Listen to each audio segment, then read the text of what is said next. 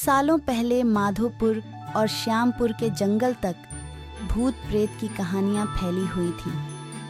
पास के ही गांव के लोग इन्हीं जंगलों में अपने जानवर चराते थे, लेकिन भूत के डर से शाम होने से पहले लौट जाते थे।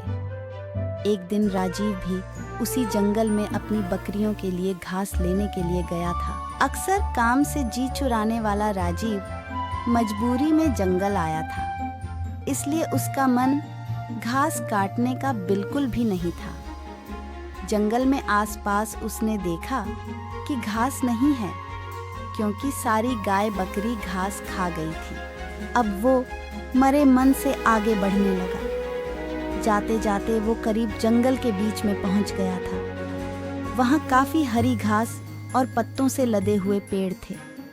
पास में ही झरना भी बह रहा था। ये सब देखकर राजीव को और आलस आ गया। उसने सोचा कि कुछ देर पत्थरों पर बैठकर आराम कर लेता हूँ।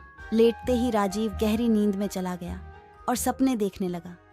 सपने में ही राजीव जंगल का रास्ता भूल गया था और उसने एक अजीब से आदमी को भी देखा। आदमी की शक्ल इतनी डरावनी थी कि राजीव की नींद खुल गई। डरा हुआ राजीव एकदम उठा और बकरियों के लिए घास काटने लगा। भले ही वो घास काट रहा था, लेकिन उसके जहन से सपने वाले उस डरावने इंसान की शक्ल जा ही नहीं। राजीव घास जल्दी जल्दी काट रहा था, क्योंकि सूरज लगभग ढलने ही वाला था। उसने कुछ देर बाद दो लोगों की आवाज सुनी। वो दौड़ता हुआ उस आवाज की तरफ बढ़ने लगा।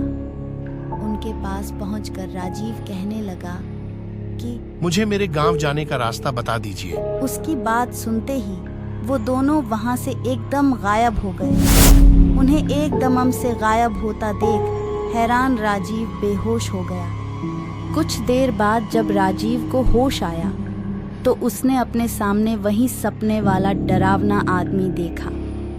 उसी आंखें लाल रंग की थीं और दांत बाहर को निकले हुए। किसी तरह से खुद को संभालकर राजीव वहां से पागलों की तरह दौड़ने लगा।